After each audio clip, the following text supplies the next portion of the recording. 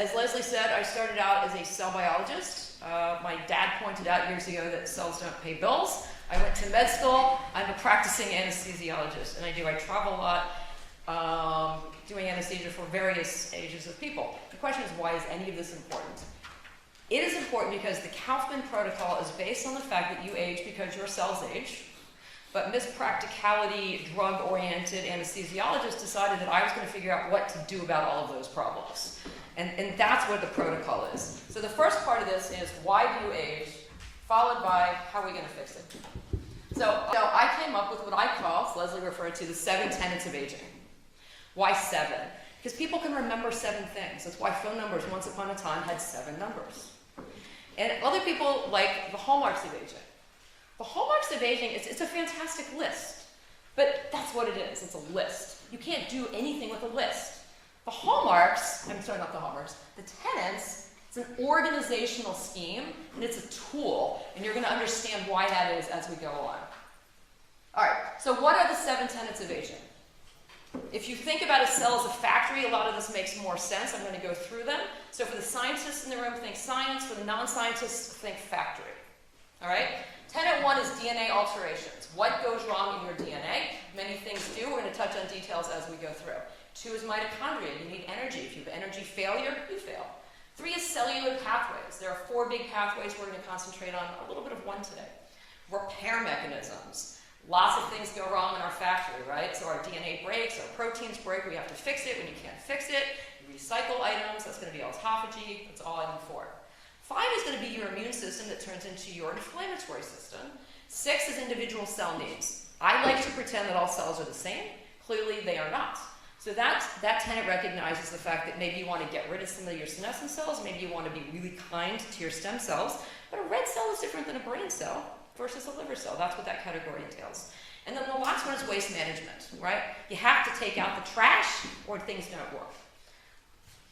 This diagram, notice all the circles are overlapping. And they are overlapping to remind us that all of these things are in fact entangled, much like in the first picture. But our brains don't work that way. There's no way we can think in that many dimensions at one time.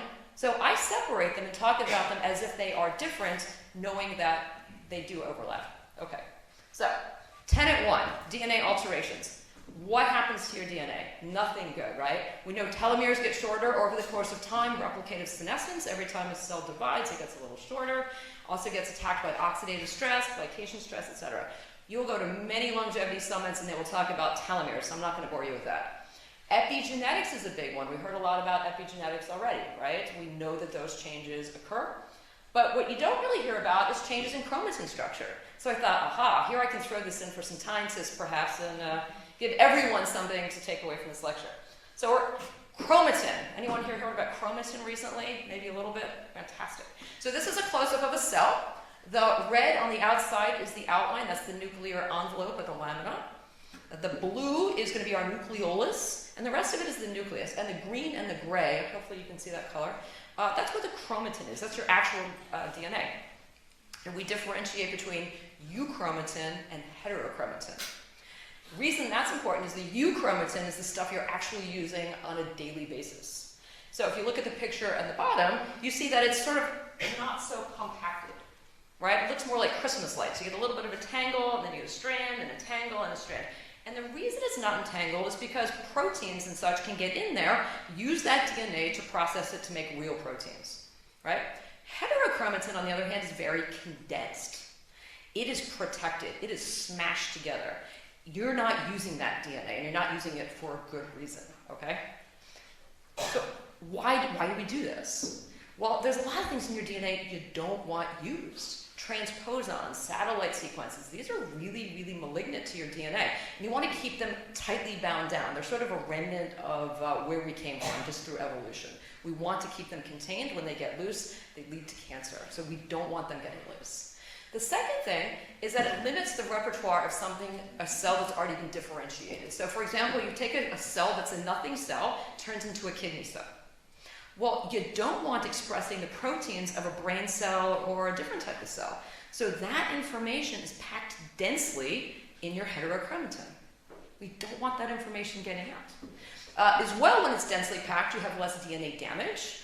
and you protect it against oxidative stress. So having heterochromatin contained is extremely important. And when you sort of lose control of it, you lose genomic stability, and of course this leads to advanced aging. How do we control it? And I promise it won't all be as detailed as this. I just kind of fell in love with heterochromatin recently, so here it is. So we control it with something called the heterochromatin protein 1, right? And it's actually a family of proteins. Alpha, beta live in your heterochromatin area. Gamma lives in your euchromatin, not really all that important. What is really cool is the way that this is sort of built and how it functions. So each protein, if you can see on the top right, is a single piece with 2 domains and then a linker. The top domain, see if I can, that thing, the top domain looks like a circle, allows it to stick to another one of its friends. So it heterodimerizes, right? So it works in conjunction 2 at a time. The bottom piece looks like a claw. See the claw? That thing recognizes methylation groups on your histones. And it has to be a special trimethylation on specific histone 3s. So what it does is when these 2 proteins come together, it acts like a clothespin. And the clothespin actually draws your histones together, and this is what compresses your DNA and keeps your heterochromatin nice and tight. Oops. So what happens when you age? 2 bad things in this category. Number 1, because of epigenetics, you are less likely to have trimethylation at histone 3. So there's less things for these little grabber proteins to grab onto. Secondly, the HP1 protein is less produced. So there's less grabbers. So because of these 2 things, your heterochromatin falls apart. So all of the bad things that I mentioned earlier are more likely to occur, right? The good news is we can actually fix a lot of this stuff, which is why I hate to always sound negative. At the end, we fix it. But there's lots of models of aging or theories of aging, and this one is called the loss of heterochromatin model of aging, and it's just one of a zillion. Okay, moving on, mitochondria. This is tenet 2, and I promise the rest of these tenets will not be as lengthy. So what happens to your mitochondria? Lots of bad things happen to your mitochondria. We're having this conversation at lunch. There are 7 categories in which things go awry. Structure of your mitochondria fall apart. The DNA falls apart. Mitochondrial dynamics, your mitochondria fizz, they fuse, you make more, that's mitochondrial biogenesis. You also recycle them, that's mitophagy. Your electron transport chain doesn't work as well because you don't make the subunits. Proteostasis, just like in the rest of your cells, it's true in your mitochondria. Your sirtuins, 3, 4, and 5, live in your mitochondria. They fell over time, as well as micronutrient deficiencies in your mitochondria. The biggest one, of course, is NAD. Just as a random aside, I thought I would pick one bit of structure that most people are not familiar with, so again, everyone gets to learn something. This is the mitochondrial permeability transition pore. If you are a true geek, you've heard of this. This is sort of a self-identifying factor. So if you look at a mitochondria, I'm a geek, so it's okay. If you look at mitochondria, it is a standard organelle, right? And it has a lipid bilayer. The outer layer actually comes from our cells. The inner layer comes from a different type of cell because we inherited mitochondria. We actually brought them in, we engulfed them many, many years ago. So the proteins or the lipids in the inner layer are different than the lipids in the outer layer. Anyway, inside in the matrix is where the toxic milieu of all the biochemicals are. It's from the Krebs cycle, pieces of the subunits, et cetera, et cetera. And normally speaking, the inside of the mitochondria is separate than the rest of your cell. And it's separate for a good reason, because this stuff is toxic. It's like little nuclear reactors in there. There is, however, this pore. And this pore goes from the inside to the outside. And when you are young, it's nice and closed. Every now and then it sort of flickers, opens up every now and then, but we don't really know why. But in general, when you're young, inside and outside are very well contained. When you get older, however, this fails. It opens up a lot. We think, we don't know, we think that it's due to increase in free radicals and an increase in the calcium in the matrix of the mitochondria. But what happens when it opens? Bad things happen, right? So things that are supposed to be outside come in and vice versa. So fluid comes in and it causes edema in the mitochondria and it destroys the electron transport chain so you're not making energy. As well, all the toxic stuff on the inside flows out. NAD flows out, glutathione flows out, and the most important thing that flows out is something called cytochrome C. This is part of your electron transport chain, and when it flows out to the rest of the cell, it's a signal for absolute cellular apoptosis. So if you can control this pore, you can actually control if a cell lives or dies under stress. And thanks to Leslie, I can tell you that spermidine is one of the agents that controls this pore. So again, very important things to think about. Aging pathways. Tenet 3. I have 4 big pathways here. Obviously, I'm not going to talk about all 4. There are these 7 mammalian sirtuins, which we'll talk about in a second.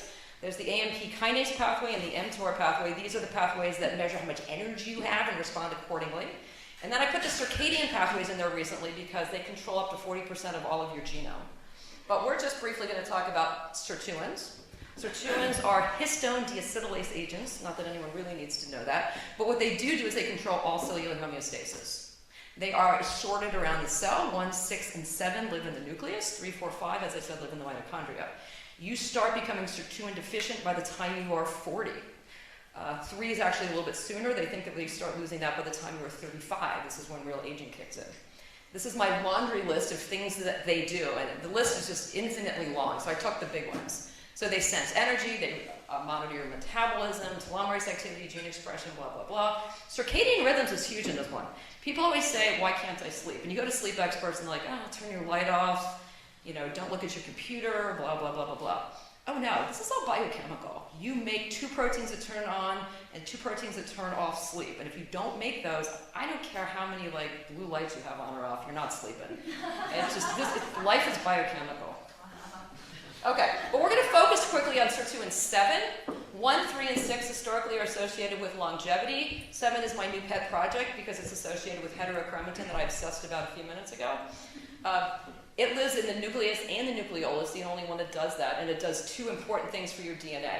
Number 1, it actually tethers the heterochromatin to the nuclear envelope, so it maintains nuclear structure, and it also organizes DNA repair mechanisms. And with all of the other ones, it declines with age, it's NAD dependent, so you really need to think about when you create your protocol, worrying about sirtuin 7.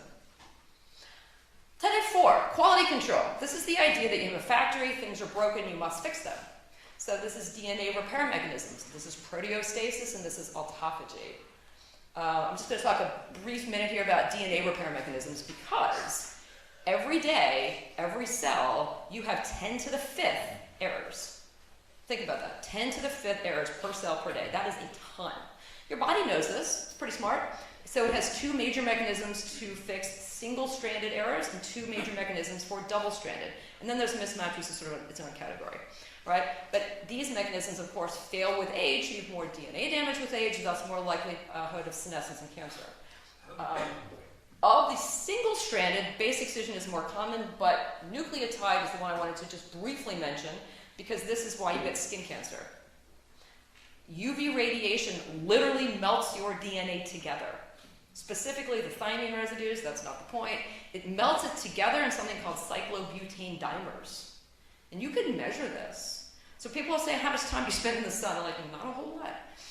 The good news is there are drugs and chemicals that you can repair this faster and you can reduce the incidence of it, not just lotions and such. There's actually biochemicals you can put in your body, and that's part of the protocol. But the important thing is to know what you're getting when you're out in the sun. Okay, immune system. This is Tenet 5. We're just going to do this really briefly because I could talk about this one for absolute hours. Your immune system does 2 essential things, and it does it via 2 different mechanisms, right? You've got your innate and your adaptive mechanisms, but what's important is what it does. It does all of 2 things. 1, it protects you from the outside world, and 2, it monitors and gets rid of your own cells that have gone awry. That's it. That's all it does. So, when it doesn't work, what happens? Number 1, ignore the fact that that's not completely lined up. Number 1, you're more likely to get disease. If you can't fight infection, right, that's its primary job, you're going to have more infections. And we see this. People in nursing homes are always getting urinary tract infections or pneumonia, or etc. 2, increased risk of malignancy. Why? Because your job is to clean out your bad cells. If you can't clean them out, you're going to get cancer. That's just what happens. 3, all of the infections that you have in your body that are tucked away, the latent infections, are going to be reactivated. Tuberculosis, shingles, all of those things, they come back because you can't control them anymore. And maybe the most important of all of this is systemic inflammation. We all know that this becomes inflammaging over time. That leads, again, to cancer, cellular dysfunction, blah, blah, blah, blah, blah. Clearly a big problem. All right, individual cell requirements. This is a huge category, so we're just going to be brief here. And this is the idea that all cells need to be treated slightly differently. Senescent cells, we've heard about that a bit. These are cells that have gone awry. People call them zombie cells. I think of them as fat old man cells. Because if you've ever been to a company, there's like the fat guy in the corner who's been there forever, kind of globular, just exudes negativity. That is a senescent cell. At least you guys are listening to me, that's a good sign, right? And senescent cells exude something called the SASP, which is an inflammatory set of cytokinins and chemokines. And that's like the old grumpy guy, right? He's in there just whining and whining and whining, and eventually everyone around him is going to be equally as negative. That's what senescent cells do, that's paracrine influence. The other end of the spectrum, of course, are stem cells. We want to take care of our stem cells as much as possible, right? There's a whole way of doing that. Again, too much for this lecture. Waste management. This is the last tenet, so we're almost there in case you guys are bored. In this category, you have to take out the trash. And in this world, most of the trash is glucose issues and then the accumulation of lipofusion. Glucose is key. Why? Because glucose and other reducing sugars bond with proteins under certain conditions, i.e. oxidizing and with metal catalysts, to create something called an AGE. This is my favorite acronym because AGEs cause you to age. Thank you, everybody. Yes. The other key thing is most, if not all, diseases of aging have to do with AGE. So if you can minimize this, then you can reduce relative risk of all disease. How does this happen? Well, in a non-enzymatic process, it's 6 or 7 steps depending on how you count them. And this is important. It's non-enzymatic. It happens all by itself. First 3 steps are reversible, and that's important because that's where we put our therapies in. The second steps are non-reversible, so that's important, right? But these things sort of rearrange, and they become AGEs, and there's 20 of them, and they do horrible things around your cell. But we're going to take one step backwards and say, well, is glucose really that bad? Everyone's like on a low glucose diet. The answer is glucose is bad. However, fructose is 10 times as bad. So everyone that's like, you've heard these people that like are on only fruit diets, that's like the worst thing in the world. Fructose is worse. And ribose, it turns out, is 500 times more glycosylating than glucose. So by relative standards, glucose is actually not that terrible. So what do AGEs do? Why are they so bad? 3 basic things. Number 1, molecules work, proteins especially, by 3-dimensional structure. As soon as you change that 3-dimensional structure, it doesn't work anymore. So you've spent all this time and energy, your cell has made this perfectly beautiful protein, and it's got its little chaperone protein, and it's off to do its job. Well, now it gets glycated, and it's no good. So you wonder why diabetics have failed systems. It's because everything is glycated. And we measure it in terms of hemoglobin A1C. But there's one molecule that we are measuring, and in fact, all of them are getting glycated. So think of yourself as getting slowly caramelized over the course of time. Delicious. Okay. The next thing that they do is they cause proteins to stick together. They cause this thing called cross-linking, right? So cell cross-linking is completely normal, and we need it. This is not that type of cross-linking. This is bad cross-linking. And the best example is collagen. If you take a cloth napkin and you put a drop of superglue in it and you slide it around, you're breaking all the collagen. That's what it does in your body. This is why your skin droops. This is why your bone is fragile. This is why you have cardiovascular, which is why you have congestive heart failure without coronary disease. And then lastly, they're very inflammatory. All right, so if you accept that these are the 7 tenets of aging rather than the hallmarks, they're very organized, and it has to be in this order. Why? Because I rate them. Every agent that someone has said is good for you or not good for you, I've spent a lot of time reading about it. And in every tenet, right, it gets a number. So if it does absolutely nothing in that tenet, it gets a 0. If it does something in a test tube, in a culture, or it's just a really damn good idea, it gets a 1. If there is non-human evidence, mammals, some people do quail research, some people do horse research. If there's good evidence in that, you get to 2. And if we have good solid evidence, it's a 3, right? So this is evidence-based numerical system. And it's conservative, because if we hadn't tested something, we don't know if it does it or not. So numbers can only go up.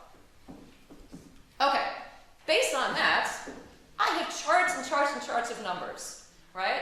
And I'm not saying you need to take all of these. What I'm saying is this is your new encyclopedia of what does what. You don't need to take a picture of this because it's on my website. I've rated 50 non-pharmaceuticals and 10 pharmaceuticals. The pharmaceuticals are not on the website because I don't want people killing themselves by accident. I know everyone's here into natural stuff and do yoga. I love drugs. What I do for a living, right? I give people drugs. That's what I do. So, as a consequence, you go natural, you can go not natural, it doesn't matter, they're all molecules. But this is the systems who help you determine what to do.